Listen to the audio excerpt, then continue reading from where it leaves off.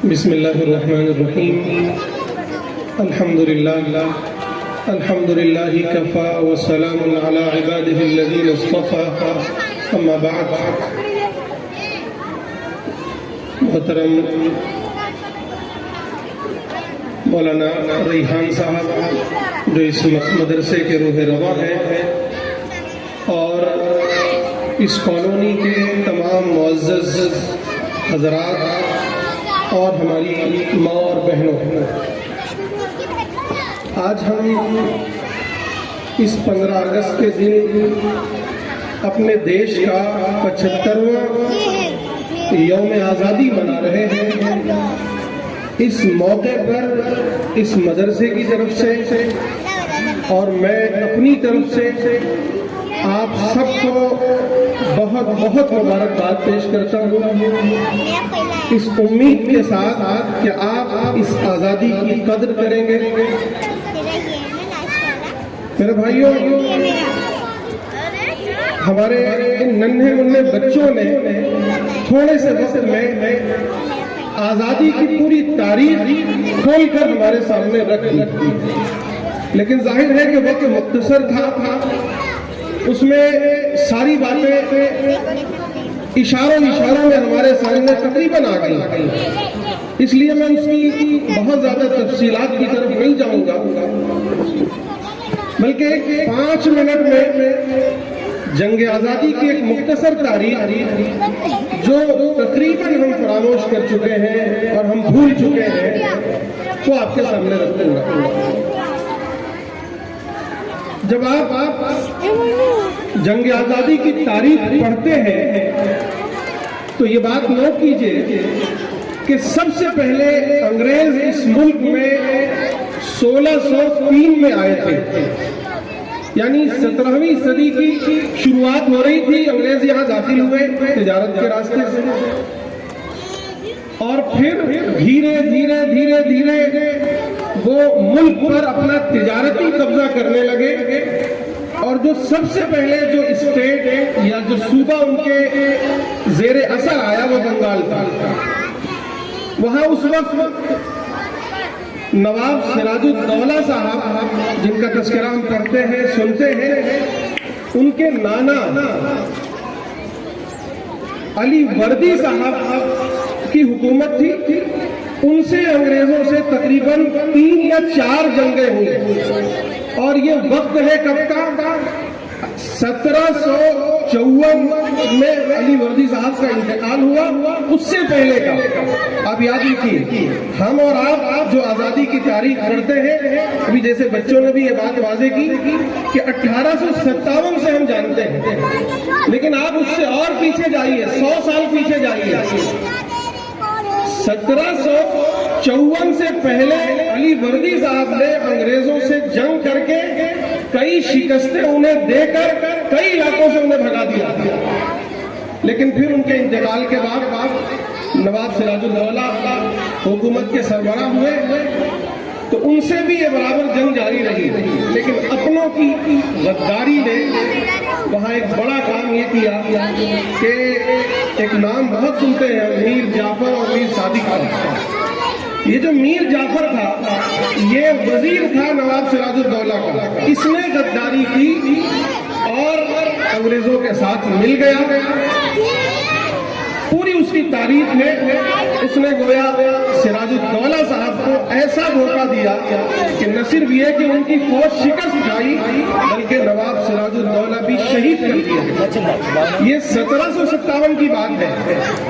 اس کے بعد پھر ہم تذکرہ کریں گے حضرت شاہ ولی اللہ محمد دہلوی کا.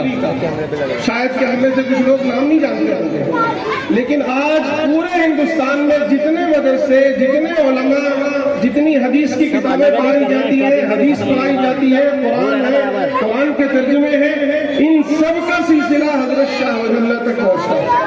وہی اس کے بانی ہیں، انہوں نے یہ ساری چیزیں شروعات کی. حضرت شاہ ولی اللہ نے بھی اس چیز کو محسوس کر لیا تھا کہ اب یہ دیش دوسروں کے ہاتھ میں جا رہا ہے. انہوں نے کوشش کی، اس کی ایک بڑی تاریخ ہے. پھر ان کے صاحبزادے مولانا عبدالعزیز دہلوی انہوں نے 1803 میں یہ فتویٰ دیا، 1803 میں، کہ بھئی اب یہ ہندوستان دارالحرب ہو گیا ہے، یعنی یہاں جنگ لازمی ہو گئی ہے، اب ہر ہندوستانی کو چاہیے کہ اٹھ کھڑا ہو اور انگریزوں کو یہاں سے بھگا دے۔ لیکن یہاں یہ بات اور یاد رکھیے کہ ان سے بھی پہلے ایک طرف بنگال کا تذکرہ میں نے کیا، اب ادھر آ جائیے ساؤتھ میں، سرنگا پٹنم، میسور، اس علاقے میں نواب حیدر علی صاحب 1700 تقریباً 80-82 کے دشک میں، 1780-82 میں انگریزوں سے لڑائی کی، جنگ کی اور انگریزوں کو شکست دی، کئی مرتبہ شکست دی، انگریزوں کو بھاگنے تک مجبور کیا۔ لیکن ان کے انتقال کے بعد جب ٹیپو سلطان کا نام آپ نے سنا ہوگا، ٹیپو سلطان کھڑے ہوئے، انہوں نے بھی کئی جنگیں لڑی، لیکن وہاں بھی اسی میر جعفر کی طرح ایک میر صادق پیدا ہوا، وہ ان کا وزیر تھا، اس نے کیا کیا، اس نے بھی غداری کی، اور اس طرح غداری کی کہ نہ صرف یہ کہ ٹیپو سلطان کو شکست ہوئی، بلکہ انہیں اپنی جان سے ہاتھ دھونا پڑا اور وہ اپنے ملک کے لیے شہید ہو گئے۔ یہ کب کی بات ہے؟ 1799 کی۔ ابھی شاہ عبد العزیز صاحب کا فتویٰ بھی نہیں آیا ہے۔ یہ گویا دوسرا ایک محاذ تھا جو ساؤتھ میں شروع ہو رہا تھا اور صرف مسلمان تھے یہ، لیکن آج ہم یہ تاریخ بھول چکے ہیں۔ اس کے بعد پھر یہ گویا انگریزوں نے پھر دلی کا رخ کیا، اور بہادر شاہ ظفر اس وقت کے جو شہنشاہ تھے یا بادشاہ تھے وہ تقریباً بوڑھے ہو چکے تھے، وہاں بھی غداروں کا ایک جمگھٹا تھا۔ انگریزوں کی حالت یہ تھی کہ وہ کسی کو خرید لیتے تھے، کسی کو ڈرا دیتے تھے، یا پھر یہ کہ کسی کو جو ہے وہ بڑے بڑے عہدوں پر فائز کر کے ان سے اپنا کام لیتے تھے۔ غداروں کی ایک پوری فوج میں تیار ہو رہی تھی دوسری طرف، وہاں بھی غداری کا یہی حال ہوا۔ پھر شاہ عبد العزیز محدث دہلوی رحمۃ اللہ علیہ نے جب یہ فتویٰ دیا، صرف فتویٰ نہیں دیا، عام طور پہ ہم یہ خیال کرتے ہیں کہ فتویٰ دے دیا، نہیں، انہوں نے سید احمد شہید رحمۃ اللہ علیہ جو ان کے مرید تھے، اس وقت مشکل سے 13-14 سال کے نوجوان تھے، ان کو باقاعدہ فوجی ٹریننگ دی، ان کو تیار کیا، وہاں ٹونک بھیجا، ٹونک میں باقاعدہ فوج میں بھرتی کرایا، کئی سالوں کی، یعنی تقریباً 14-15 سال کی ٹریننگ کے بعد ان کے ہاتھ میں پوری ایک فوج دی اور کہا کہ اب تمہیں اس آزادی کی جنگ کو آگے بڑھانا ہے۔ اور انہوں نے پورے دیش کا دورہ کیا، بڑے بڑے راجاؤں سے ملاقات کی، نوابوں سے ملاقات کی، یہاں بھوپال کی طرف آئے، گوالیار آئے، ٹونک گئے، ادھر پشاور کی طرف گئے، ادھر بنگال کی طرف گئے، کوئی علاقہ نہیں چھوڑا، ٹہل کے، جبکہ وہ ایک بزرگ تھے، ایک صوفی تھے، لیکن ان کے شیخ نے جہاں ایک طرف یہ کہا کہ لوگوں کی آپ رہنمائی کریں گے، انہیں نماز روزہ ہر زکات سکھائیں گے، وہیں یہ تعلیم دی کہ تمہیں اس ملک کو انگریزوں سے آزاد کرانا ہے۔ انہوں نے جو ہے پوری فوج تیار کی اور بلکہ پشاور میں ایک پوری خلافت قائم کی، ایک حکومت قائم کی، کہ چونکہ اب یہاں بہادر شاہ ظفر کی حالت تو یہ تھی کہ انہیں جو ہے انگریزوں نے پکڑ کر جو ہے وہاں کیا کہتے ہیں رنگون میں قید کر دیا، وہ بیچارہ بوڑھا بادشاہ وہاں قید ہو گیا۔ وہی اس نے کہا تھا کہ 2 گز زمین مل نہ سکی کوئے یار میں، کتنا ہے بد نصیب ظفر دفن کے لیے 2 گز زمین مل نہ سکی کوئے یار میں۔ خیر یہ پوری ایک تاریخ ہے مسلمانوں کی۔ اس کے بعد یہ سید احمد شہید رحمۃ اللہ علیہ اپنی پوری فوج کے ساتھ جو ہے بالاکوٹ میں انگریزوں سے جنگ لڑی اور وہاں شہید ہوئے۔ یہ پوری ایک جماعت تھی جو شہید ہوئی اس ملک کے لیے، تقریباً یہ یعنی 1830 وغیرہ کی بات ہے۔ اس کے بعد پھر علماء دیوبند کھڑے ہوئے، یعنی پوری تحریک علماء دیوبند کی شروع ہوئی۔ اس سے پہلے ابھی تذکرہ آیا کہ یہ سید احمد شہید رحمۃ اللہ علیہ کے ماننے والے یہ سب کے سب علماء صادق پور کہلاتے تھے، کلکتہ اور اس کے آس پاس کے لوگ تھے۔ انہوں نے پوری تحریک پورے ملک میں چلائی اور مولانا جعفر تھانیسری جنہوں نے باقاعدہ سارے فتاوے مرتب کیے، لوگوں کو تیار کیا جنگ آزادی کے لیے، انہیں جو ہے بلایا گیا جب پھانسی کے لیے بخوشی جو ہے اس دیش کے لیے اپنی جان انہوں نے قربان کر دی۔ پھر جو ہے आती है गदर। ये गोया पहली जंग थी जो हिंदू मुस्लिम इत्तेहाद के साथ अंग्रेजों के खिलाफ लड़ी गई थी। आप गौर कीजिए, 1757 से लेकर 1857 तक ये 100 साला जंग सिर्फ हम मुसलमानों ने लड़ी है। ऐसा नहीं है कि हमारे गैर मुस्लिम भाइयों ने साथ नहीं दिया, वो भी साथ रहते थे, लेकिन चूंकि अंग्रेजों ने इक़्तिदार हमसे छीना था, इक़्तिदार हमारे बुजुर्गों से छीना था, इसलिए हमारे बुजुर्ग उठ खड़े हुए और उन्होंने जमकर मुकाबला किया। और आप तारीख जब पढ़ेंगे तो मालूम ये होगा कि सिर्फ सादिकपुर के उलमा की अगर तादाद निकाली जाए जो इस मुल्क के लिए शहीद हुए हैं तो तकरीबन 1 लाख बनती है। सिर्फ उलमाए सादिकपुर की तादाद 1 लाख बनती है। दिल्ली से लेकर मुरादाबाद का हर चौराहा, हर तरफ उलमा की लाशों से ढका हुआ था। हर दरख्त पर, हर चौराहे पर उलमा को फांसी दे दी गई, इसलिए कि वो ये कोशिश कर रहे थे कि इस मुल्क को अंग्रेजों से आजाद करेंगे। उसके बाद फिर जाहिर है कि फिर 1857 आई और फिर उसमें हिंदू मुस्लिम इत्तेहाद पैदा हुआ, इस अज़्म के साथ कि हम इस देश से अंग्रेजों को भगाएंगे।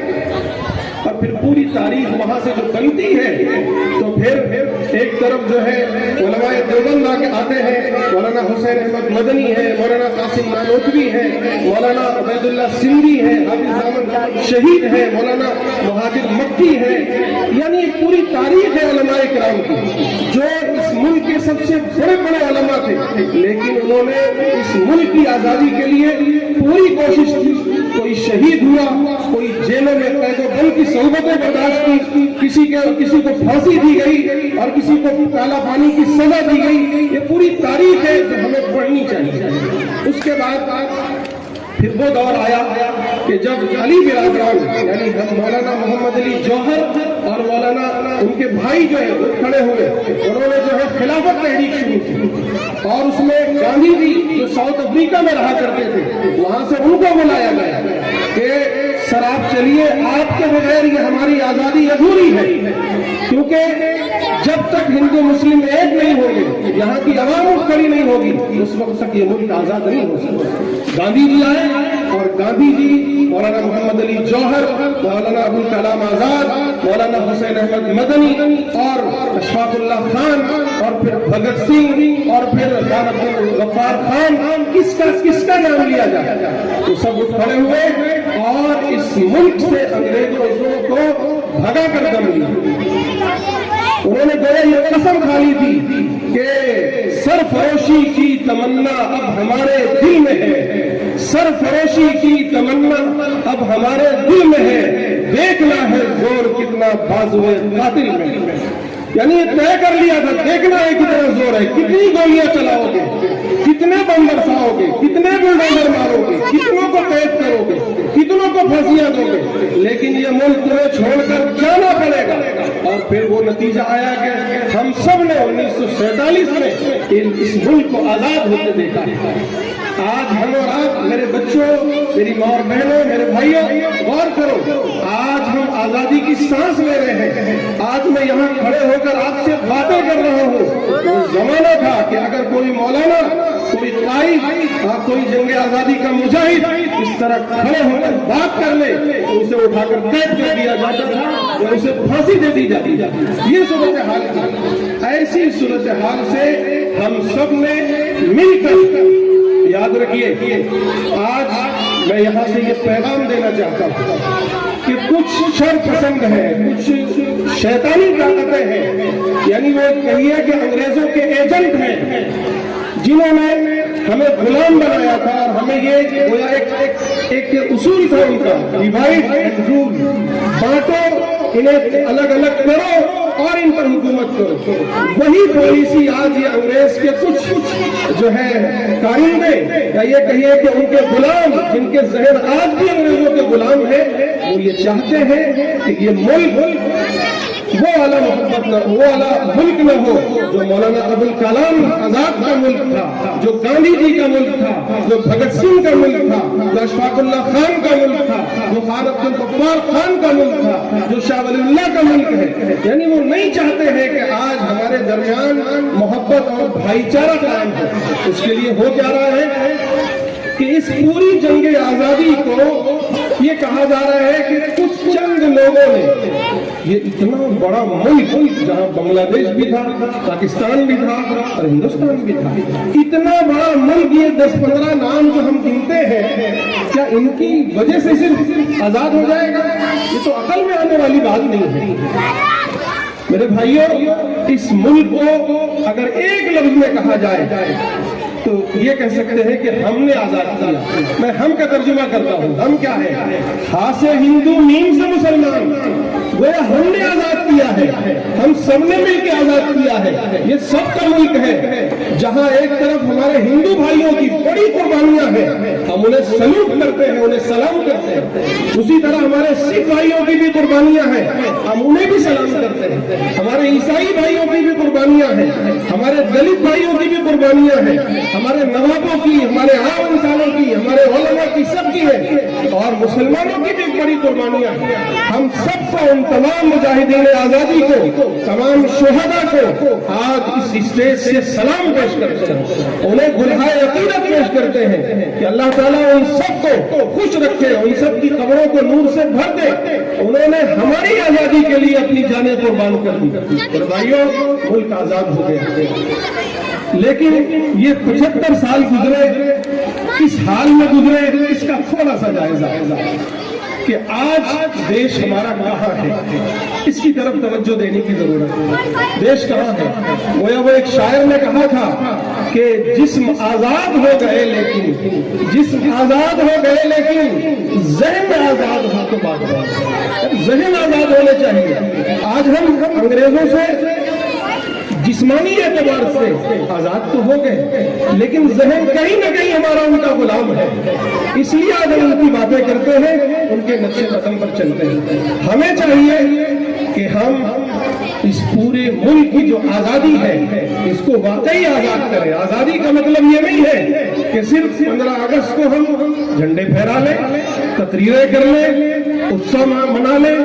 نہیں میرے بھائیوں، یہ امرت مہوتسو جو نام ہے، امرت کے معنی ہوتے ہیں زندہ، ہمیشہ زندہ، یعنی یہ آزادی ہمیشہ زندہ رہے، ہمارے دلوں میں زندہ رہے، ہمارے سماج میں زندہ رہے، ہمارے پڑوسیوں میں زندہ رہے، ہمارے اسکولوں میں زندہ رہے، ہمارے ایوان میں زندہ رہے، ہمارے پارلیمنٹ میں زندہ رہے، ہماری اسمبلیوں میں زندہ رہے۔ یہ ہونا چاہیے۔ ایسا نہیں ہوگا کہ کسی کے ساتھ ظلم ہو، کسی کے ساتھ ناانصافی ہو۔ آج ہمارے ملک کی صورتحال کیا ہے؟ ہمارے بزرگوں نے جس ہندوستان کا خواب دیکھا تھا، اس کی حالت آج یہ ہو گئی ہے کہ تقریباً 30% انسان اس دیش میں غریبی ریکھا سے نیچے زندگی گزارنے پر مجبور ہے۔ کیا اسی ہندوستان کا خواب دیکھا تھا ہمارے بزرگوں نے؟ نہیں میرے بھائی۔ آج ہماری عدالتوں میں لوگ انصاف کے لیے جاتے ہیں، لیکن حالت کیا ہوتی ہے کہ ان کے پیر گھس جاتے ہیں دوڑتے دوڑتے۔ آج ہمیں چاہیے کہ ہم اس انصاف کو اور مضبوط کریں۔ ہاں، تیسری طرف حالت یہ ہے کہ کہیں ہندو مسلم فسادات ہیں، تو کہیں سکھ فسادات ہیں، تو کہیں دلتوں کے ساتھ ظلم ہو رہا ہے، کہیں موب لنچنگ ہو رہی ہے، اور کہیں جو ہے یہ کہا جا رہا ہے کہ پاکستان چلے جاؤ، کہیں یہ کہا جا رہا ہے کہ نہیں جو ہے یہ دیش صرف ایک ملک کا ہے۔ ایسا نہیں ہے میرے بھائی، یہ دیش سب کا ہے۔ یہاں کا ہندو بھی یہاں کا شہری ہے، یہاں کا مسلمان بھی یہاں کا شہری ہے، یہاں کا دلت بھی یہاں کا شہری ہے۔ دلت کہہ رہا ہوں، معاف کیجیے گا، یہ لفظ یوز کیا جاتا ہے اس لیے کہہ رہا ہوں، ورنہ ہمارے یہاں تو کوئی دلت نہیں ہے، سب ایک آدم کی اولاد ہے، یاد رکھیے، سب ہمارے بھائی ہیں۔ تو آج इस यौम आजादी के 75वें दिन में अमृत महोत्सव के इस मौके पर हमें एक संकल्प लेना पड़ेगा। हाथ उठा के ये संकल्प लीजिए कि हम अपने दरमियान पहला काम जो करेंगे वो मोहब्बत और भाईचारे का कयाम करेंगे। हम ये बताएंगे लोगों को कि हम हिंदू, मुस्लिम, सिख, ईसाई सब मिलकर यहाँ भाई भाई बन के रहते हैं। याद रखिए ये देश सबका है और सबने इसके लिए कुर्बानी दी है। तो किसी एक वर्ग को अलग कर देना, किसी एक वर्ग के खिलाफ बातें करना, ये बिल्कुल हमारी संस्कृति के खिलाफ है, हमारी तहजीब के खिलाफ है। याद रखिए इस देश को हमारे बुजुर्गों ने इस बात के साथ बनाया था कि यहाँ अमन होगा, यहाँ भाईचारा होगा, यहाँ मोहब्बत होगी, यहाँ से गरीबी को मिटाएंगे, यहाँ से करप्शन को मिटाएंगे, यहाँ से नाइंसाफी को मिटाएंगे, यहाँ से जुल्म को मिटाएंगे। लेकिन क्या आज हम इसके लिए तैयार हैं? नहीं तैयार है। मेरे साथ सब लोग हाथ उठाइए और ये संकल्प लीजिए कि हम इस देश में भाईचारा कायम करेंगे, मोहब्बत का माहौल कायम करेंगे, इस देश से गरीबी को मिटाएंगे, इस देश से जुल्म को मिटाएंगे, इस देश में इंसाफ लाएंगे, इस देश में सच्ची जमहूरियत लाएंगे। आज ये हम पूरे देश के सामने ये संकल्प लेते हैं। ये देश हमारा है, ये हमारे जिगर का टुकड़ा है, हम इससे प्यार करते हैं, यही जिए हैं, यही मरेंगे, यही दफन होंगे, यहाँ से कहीं जाने वाले नहीं है। याद रखें जो हमारा दुश्मन है उस ले कि सरफरोशी की तमन्ना अब हमारे दिल में है, देखना है जोर कितना बाजुए कातिल में है। याद रहे कि आज इन नन्हे मुन्ने बच्चों के जहनों में जो जहर घोला जा रहा है कुछ लोगों की तरफ से, उसे मिटाना है। याद रखिए हम सब तो प्यारे नबी सल्लल्लाहु अलैहि वसल्लम के मानने वाले हैं, हम तो कुरान के मानने वाले हैं। कुरान हमें एक संदेश देता है, या अय्युहन नास इन्ना खलकनाकुम मिन ज़करिन व उन्सा। ऐ समस्त इंसानों, ऐ मानी जो मानो जाति के लोगों, सुन लो, तुम सब एक हो, तुम सब एक माता पिता की संतान हो, तुम आपस में खूनी रिश्ते के भाई हो। प्यारे नबी सल्लल्लाहु अलैहि वसल्लम ने अपने आखिरी हज में कहा था, या अय्युहन नास इन्ना रब्बकुम वाहिद। ऐ तमाम इंसानों, ओ मानव जाति के लोगों, सुन लो, तुम सबका ईश्वर एक है, तुम्हारा रब एक है, तुम्हारा पालनहार एक है, तुम्हारा पैदा करने वाला एक है, तुम सब उस एक मालिक के बंदे हो। याद रखो। और फिर फरमाया था व इन्ना अबाकुम वाहिद, तुम्हारा बाप भी एक है। हम सब हजरत आदम की संतान है, हम मनु की संतान है। मनु हजरत आदम को कहा जाता है, हम सब आदम की संतान है, हम खूनी रिश्ते के भाई हैं। याद रखिए। और आखिर में ये बात भी अर्ज कर दूं कि प्यारे नबी ने कहा था, इन्ना अमवालकुम व आराज़कुम व अनफुसकुम हरामुन अलैकुम। लोगों याद रखो कि तुम्हारी जानें, तुम्हारी इज्जतें, तुम्हारी आबरूएं और तुम्हारा माल एक दूसरे पर हराम है। किसी की इज्जत की तरफ हाथ मत उठाना, हाँ किसी के माल की तरफ हाथ मत बढ़ाना, हाँ किसी की जान के दर पे मत हो जाना। कुरान ने तो यहाँ तक कहा था, मन क़तल नफ्सन बिग़ैरि नफ्सिन औ फ़सादिन फ़िल अर्ज़ फ़कअन्नमा क़तल अन्नास जमीआ। याद रखो लोगों, एक जान की कीमत इतनी बड़ी है खुदा की नजर में, खुदा की नजर में, खुदा के पैगंबर की नजर में, कि अगर किसी एक निर्दोष की जान ले ली गई, किसी एक निर्दोष की जान ले ली गई तो गोया सारी इंसानियत की जान ले ली गई। तो भाइयों आज क्या हो रहा है? आज नफरत का माहौल, आज एक किसी की मॉब लिंचिंग की जाती है, किसी को मार दिया जाता है। क्या ये हिंदुस्तान है हमारा? नहीं मेरे भाइयों, इस देश को मोहब्बत का देश बनाइए, इस देश को भाईचारे का देश बनाइए। यहाँ संकल्प लीजिए कि अगर आपको कोई गाली दे तो प्यारे नबी की तरह आप उसे दुआएं दीजिए।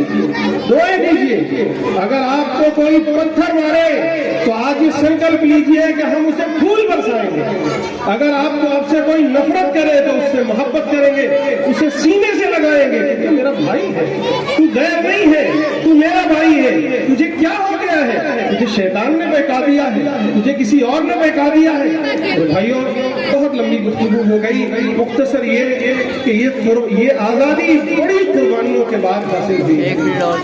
इसकी हम कद्र करें, इसका एहतराम करें, इसको बाकी रखने का एक संकल्प लें कि हम फिर इस देश को किसी एक ज़हनियत के, किसी एक वर्ग के या किसी जालिमों के, किसी इस देश के दुश्मनों के हाथों में फिर नहीं जाने देंगे। अपनी जान चली जाए परवाह नहीं, लेकिन इस देश को फिर से गुलामी में नहीं जाने देंगे। ये संकल्प लेना होगा। और फिर ऐसा नहीं है कि ये ऐलान सिर्फ पार्लियामेंट से हो तभी बात होगी। हम और आप सब अपनी इस छोटी सी बस्ती से ये संकल्प ले लें कि यहाँ हम मोहब्बत और भाईचारे का एक माहौल कायम करेंगे। हिंदू, मुस्लिम, सिख, ईसाई सब लोग भाई बन के रहेंगे।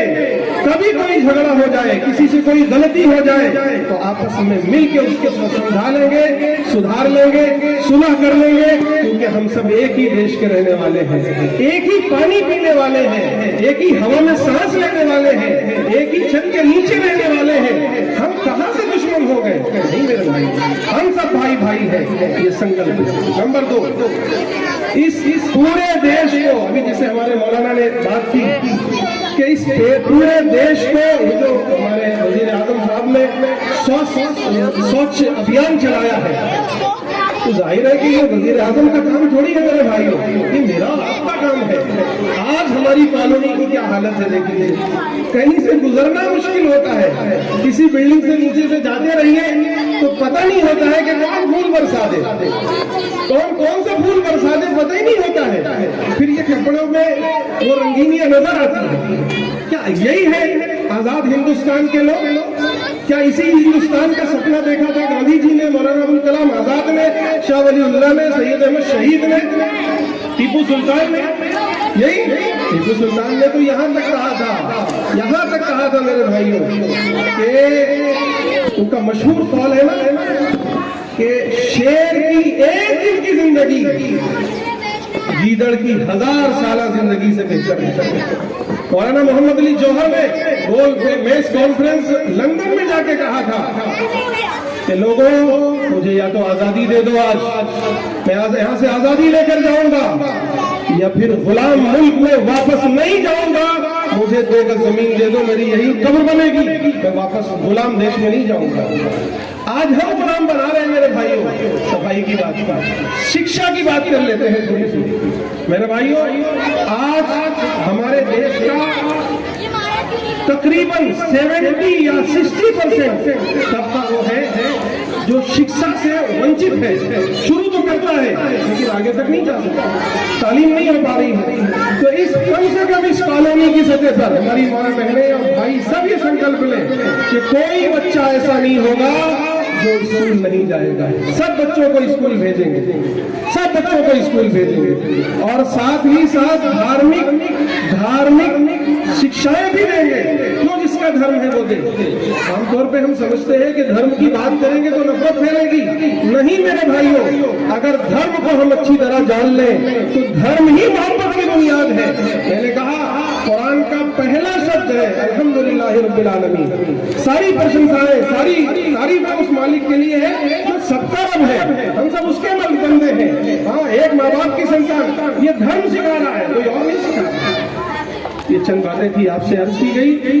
मेरे भाइयों, आपका बहुत बहुत शुक्रिया कि आप यहाँ तशरीफ लाए, लेकिन यहाँ से ये मैसेज लेकर जाए कि अपनी कॉलोनी में तालीम को फरोग देंगे, मोहब्बत और भाईचारे को फरोग देंगे, सफाई सुथराई का माहौल रखेंगे और अपने बच्चों को आला तालीम तक पहुँचाएंगे और कोई भी जुल्म अपने समाज में नहीं होने देंगे। इस देश को हर जुल्म से, भुखमरी से, नाइंसाफी से आजाद कराएंगे। अल्लाह ताला मुझे भी और आप सबको भी अमल की तौफीक नसीब फरमाए और हमारे इस अमृत महोत्सव को वाकई अमृत बना दे और इस देश को पूरे विश्व का गुरु बना दे।